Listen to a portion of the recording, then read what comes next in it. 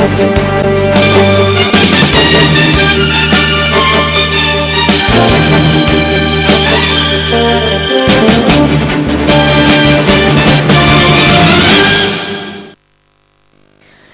मी Swati Gaikar. Time TV Maharashtra news मध्ये आपलं स्वागत. एक नजर टाकूयाच्या ठळक घडामोडींवर. लोकसभा निवडणुका तोंडावर आल्या असताना विविध पक्षांच्या उमेदवारांची प्रचार रणधुमाळी सुरू झाली आहे.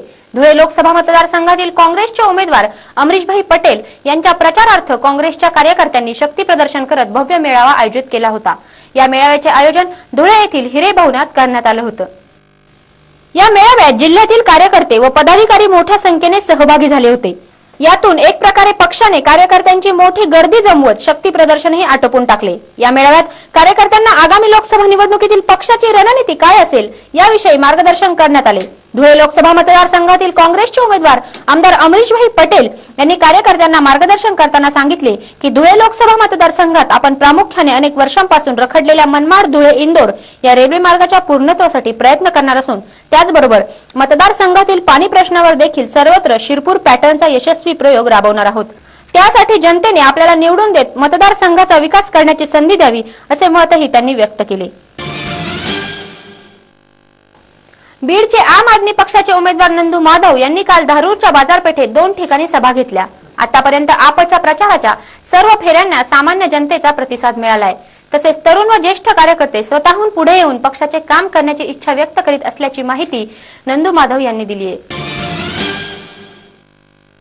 बीड लोकसभा मतदारसंघातील सार्वत्रिक निवडणूक अत्यंत शांततामय वातावरणात पार पडण्यासाठी निवडणुकीची जबाबदारी दिलेल्या प्रत्येक घटकाने ती अधिक पारदर्शकपणे व निपक्षपातीपणे पार पडावी अशी सूचना बीडचे नियुक्त निवडणूक निरीक्षक सी कामराज यांनी प्रशासकीय अधिकाऱ्यांना दिली आहे. 5 पांडवांच्या महायुतीची भव्य प्रचार सभा उद्या सायंकाळी 5 वाजता अलिबाग येथे कॉलेज मैदानावर आयोजित करण्यात आली आहे. शिवसेनेचे पक्षाध्यक्ष उद्धव ठाकरे, भाजपचे गोपीनाथ मुंडे आणि आरपीआयचे नेते रामदास आठवले यांच्या प्रमुख उपस्थितीत पार पडणार आहे. लोकसभा निवडणुकीच्या रणसंग्रामाचा आढावा घेणारा टाइम टीव्ही महाराष्ट्राचा खास कार्यक्रम मिशन लोकसभा. या कार्यक्रमात आज आपण राजकारणातील व्यक्तींबरोबरच कौल जाणून घेतलाय जनतेच्या मनाचा. पुण्यातील मावळ लोकसभा मतदारसंघातील जनतेच्या टाइम टीव्हीने घेतलेल्या या काही प्रतिक्रिया. लोकसभा निवडणूक 2014 कोण आहेत कृतिशील लोकप्रतिनिधी, कोणता पक्ष देतो जनतेच्या विकास कामांना प्राधान्य, पहा फक्त टाइम टीव्ही महाराष्ट्रवर. राहुल नागवेकर हे आपल्याला चांगले शिक्षणदार आणि वजनदार असे उमेदवार वाटतात. त्याच्यामुळं आम्ही त्यांच्या पाठीमागे राहणार आहोत आणि आमची आज 15 ते 18 वर्षे आम्ही राष्ट्रवादीचं काम करतो. काय वाटतं की तुमच्या युवकांना एक शैक्षणिक आणि रोजगाराच्या दृष्टिकोनातून असा कोणता कार्यकर्ता उमेदवार असेल जो तुम्हाला मदत करू शकेल आणि तो विश्वासपात्र ठरू शकेल आपल्या समाजाच्या दृष्टिकोनातून?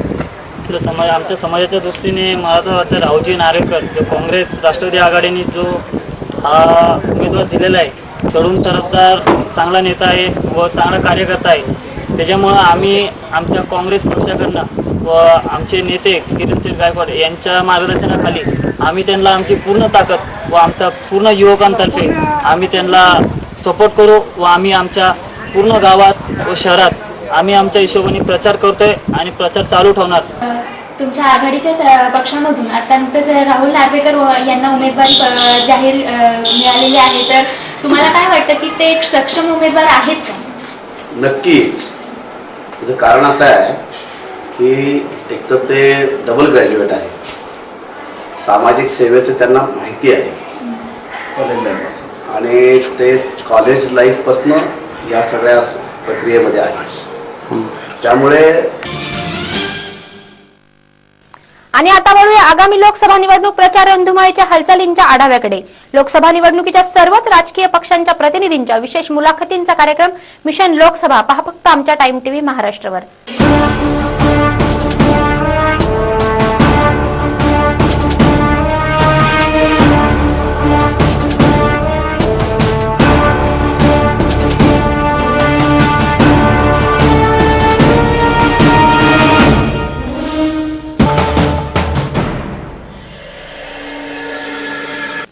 आज आपण मिशन लोकसभामध्ये बघणार आहोत नागपूरचे विदर्भ नवनिर्माण सेनेचे लोकसभेचे उमेदवार एजाज खान यांची आमचे रिपोर्टर सलीम रहमान यांनी घेतलेली ही खास मुलाखत. नमस्कार, मिशन लोकसभा। आज नागपुर से हमारे साथ एजाज खान है जो कि लोकसभा पे अपनी उम्मीदवारी को लेकर। मैं एजाज खान नागपुर लोकसभा से नवनिर्माण सेना का उम्मीदवार हूँ। नागपुर लोकसभा के अंदर भाजपा के पूर्व राष्ट्रीय अध्यक्ष माननीय नितिन गडकरी जी और 4 दफा नागपुर से सांसद रहे कांग्रेस के विलास मुक्तामार जी, ऐसे धुरंधर 2 उम्मीदवार मैदान में उतरे हैं। इन धुरंधर ताकतवर नेताओं के बीच में, उम्मीदवारों के बीच में मैं एजाज खान विदर्भ के मुद्दे को लेकर चुनाव लड़ने के लिए मैदान में आया हूँ और ये बताना चाहता हूँ कि ये दोनों नेताओं ने, कांग्रेस ने और भाजपा ने, विदर्भ के साथ हमेशा ही अत्याचार और अन्याय किया। विदर्भ राज्य को उन्होंने कभी बनने नहीं दिया। भाजपा की सरकार का केंद्र में थी तो भाजपा ने 3 राज्यों का निर्माण किया लेकिन विदर्भ को नजरअंदाज किया। कांग्रेस सत्ता में बैठी तो उसने ही तेलंगाना राज्य की स्थापना की लेकिन विदर्भ को नजरअंदाज किया और हमेशा से वो विदर्भ के साथ शोषण होते आया हुआ। यहाँ का किसान आत्महत्या करता है, यहाँ कुपोषण है, यहाँ के लोगों को बिजली नहीं मिलती, लोड शेडिंग की मार भरना पड़ती है, बिजली पानी का निजीकरण हो रहा है। ये यहाँ की जनता इतनी त्रस्त हो चुकी है विदर्भ की कि ये विदर्भ की जनता कांग्रेस और भाजपा को उनकी औकात, उनकी जमीन दिखाना चाहती है। ये मुद्दे को लेकर जब विदर्भ की जनता ने जो जनमत हुआ था जिसमें 98% लोगों ने विदर्भ राज्य अलग होना चाहिए वोटिंग किया था, तो वह भावना के साथ हमको आज नागपुर से अपना उम्मीदवार बनाया गया और ये मुद्दे को लेकर हम चुनाव लड़ रहे हैं। मैं ये बताना चाहता हूँ आपको कि नितिन गडकरी जी हैं जिनकी अगर हम संपत्तियों को देखते हैं तो आज क्या थी और आज से 20 साल पहले इनकी संपत्ति क्या थी, एक नोटों पे गिनते थे। विलास मुक्तामार जी जो कांग्रेस के उम्मीदवार है, इन्होंने आज तक की कोई योजना इनकी कंप्लीट नहीं हुई। निहान भी अधूरा है, निहान की सभी कई कंपनियां वापस चली गई है। जानबूझ करके सिर्फ किसानों की जमीनों को एक्वायर्ड करने का काम किया जा रहा है, बड़े उद्योगपतियों को फायदा पहुंचाने का काम किया जा रहा है। ये कार्य कांग्रेस के काल में और भाजपा के काल में हुआ और आज जिस तरीके से पूर्ति कारखाना है माननीय गडकरी जी का, यहाँ पे अजित पवार ने जो इनको 100 एकड़ जमीन किसानों की बेघरन में दी, यानी किसानों की जमीन छीन के उनको लखपति बनाने का, करोड़पति बनाने का कार्य किया जा रहा है। ये दोनों ही नेता भ्रष्टाचार और क्या बोलते धोखेबाज नेता है, इनके ऊपर में जनता ने विश्वास नहीं करना चाहिए।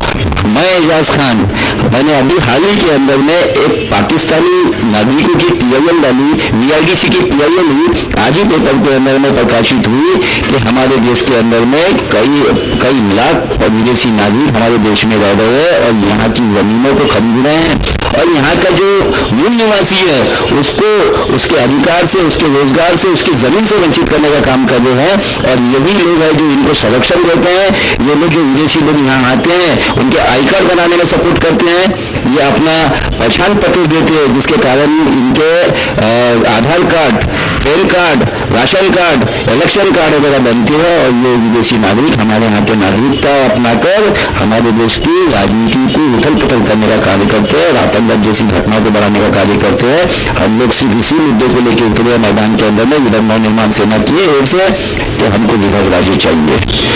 हमारे यहाँ 11 जिले हैं, 11 जिलों के अंदर में विदर्भ एक पुरातत्वकालीन जमाने से ही, एंशियंट जमाने से विदर्भ राज्य है, लेकिन 1901 मई 1960 के अंदर में हमको जबरदस्ती महाराष्ट्र के साथ जोड़ दिया गया और हमारे अधिकार को हमसे छीन लिया गया।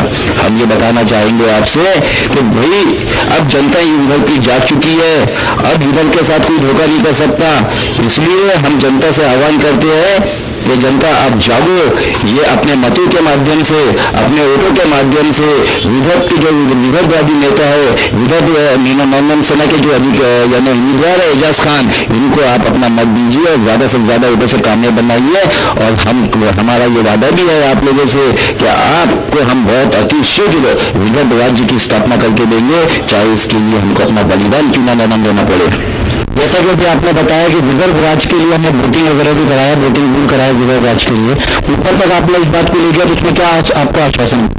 नहीं, हमने जो वोटिंग हुई है यवतमाल, चंद्रपुर, नागपुर, अमरावती, इसके अंदर में 95% में उधर की जनता ने वोटिंग करी है, लेकिन ऊपर तक जब तक इस कैंडिडेट में ये आवाज गई, किसी भी बीजेपी के नेताओं ने ये बात को नहीं सुनी और ना ही कांग्रेस के नेताओं ने ये बात सुनी, उसको नजरअंदाज कर दिया गया और इधर के मुद्दे को अलग कर दिया गया। कई लोगों को ये ऐसे भी कहना है, कुछ उम्मीदवारों को ये कहना है कि अगर विदर्भ राज्य बन जाए ना तो मराठवाड़ा के लोग भूखे मर जाएंगे, पश्चिम महाराष्ट्र को बिजली नहीं मिलेगी। अरे हमारे यहाँ इतनी बिजली प्रकल्प है, 65 बिजली प्रकल्प को मान्यता दी है सेंट्रल गवर्नमेंट ने, और इसका पोल्यूशन से हमारा विदर्भ का किसान यानी खेती से मुक्त हो रहा है, उसकी खेती खराब हो रही है इसके पोल्यूशन से, रात से।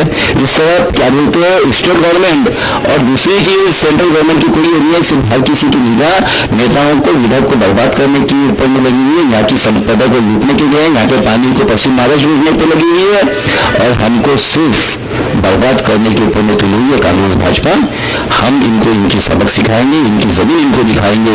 इसी मुद्दे को लेकर हम आज मैदान में खड़े हैं। हम जनता से आह्वान करेंगे, घर घर जाके उनको अवेयर करेंगे, उनको जागरूक करेंगे कि अब जागो, यही समय है आपको मतदान करने का और इनको इनकी जमीन दिखाने का। अगर आज इनकी जमीन दिखा दी तो सब लोग कल विदर्भ के लिए खड़े होंगे। यही आह्वान हमारा विदर्भ की जनता से। आपने बोला जैसे कि कांग्रेस से भाजपा से नितिन गडकरी जी के ऊपर आरोप है और विलास मुत्तुमार जी के ऊपर आरोप है, तो वो कैसे मुत्तुमार जी तो बोलते मेरे ऊपर कोई आरोप नहीं है।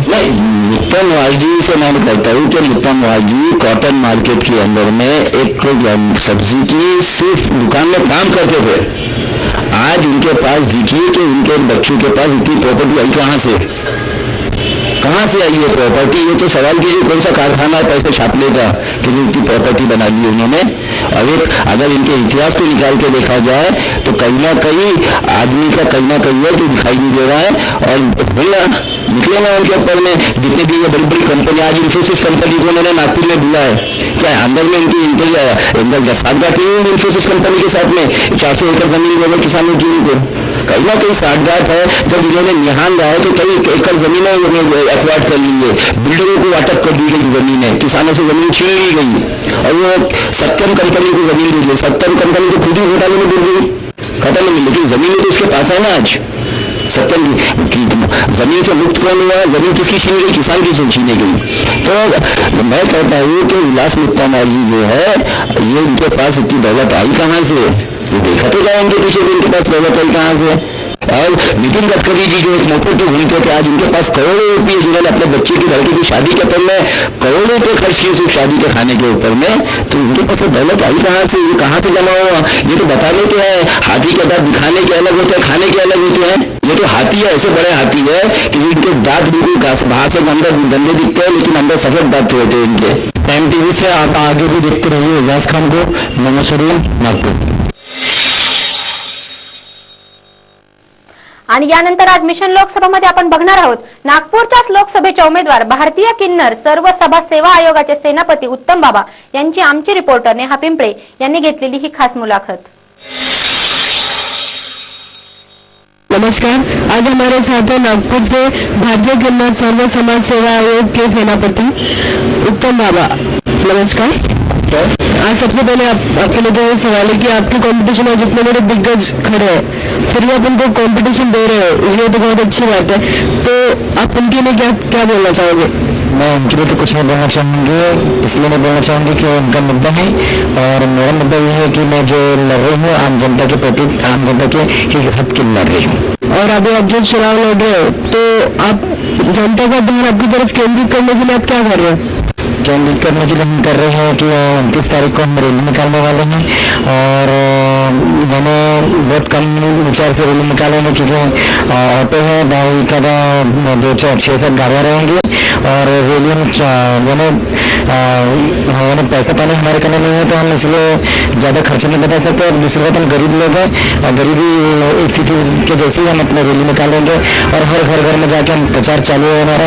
और प्रचार में यानी हर घर में बहन बेटियों को समझाया जा रहा है कि भाई हमारे कोई स्वार्थ नहीं है, जो भी स्वार्थ है आगे वालों को हो सकता है मगर हम तो आपके प्रति भी स्वार्थ है और आपके प्रति भी लड़ रहे हैं, ये हम समझा रहे हैं। और ये सब में आपको रिस्पॉन्स कैसा मिल रहा है? रिस्पॉन्स तो बहुत अच्छा मिल रहा है। हमें ऐसा लगता है कि भाई हमने आज तक हर नेताओं को देखा है, लेडीज को देखा है, जेंट्स को देखा है नेता बनते हुए, मगर एक किन्नर नेता को भी एक अधिकार मिलना चाहिए, उनको भी चुन के लेकर आना चाहिए, क्योंकि वो सोचेंगे तो हमारे बारे में ही सोचेंगे। और ये चुनाव का आपका मेन एम ऐसा क्या है कि जिसके लिए आपको ऐसा लगा कि हमें चुनाव लड़ना चाहिए? सबसे मेन तो मैंने देखी है यहाँ पे गरीबी। यहाँ पर आवास योजना में है, झोपड़पट्टी के लोग बहुत व्यस्त और त्रस्त में है। उन्हें इतनी परेशानी होती है वर्षा के समय में कि जिस समय पानी आता है तो पानी से घर भर जाता है और उनको सोने के लिए बिस्तर से लेकर हर सब्जी से लेकर तो अनाज से लेकर सब व्यस्त हो जाता है उनका, जो कि गवर्नमेंट उनकी तरफ में ध्यान नहीं देता है। तो मैं ये चाहती हूँ कि आवास योजना में तब्दील करके उनको मकान देना चाहिए। दूसरी बात है कि मैं विधवा के लिए लड़ रही हूँ कि विधवा अलग होना चाहिए, विधवा स्वतंत्र होना चाहिए, कि हमारे जितने भी कार्यकर्ता लोग हैं, जितने भी हमारे उम्मीदवार लोग हैं, वो उधर ना जाए बॉम्बे साइड में जाके कटोरा लेकर हाथ में कि भाई हाँ मुझे दो करके। ये वहीं अपने नागपुर और विदर्भ के अंदर में होगा तो मुझे बड़ी खुशी होगी कि वहीं सब कुछ मांगा जाए करके।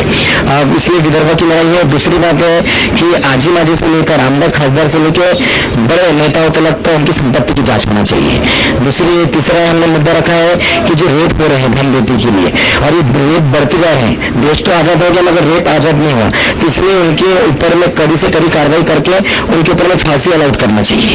ये हमारे साथ उत्तम बाबा, हम उनके साथ ऐसे रहेंगे। आप देखते रहे टाइम टीव्ही महाराष्ट्र। आजच्या या न्यूज बुलेटिन मध्ये वेळ झाली इथेच थांबण्याची। उद्या पुन्हा भेट होईल टाइम टीव्ही महाराष्ट्रावर। तुम्ही पाहत राहा टाइम टीव्ही महाराष्ट्र, अचूक वेळ खरी गोष्ट।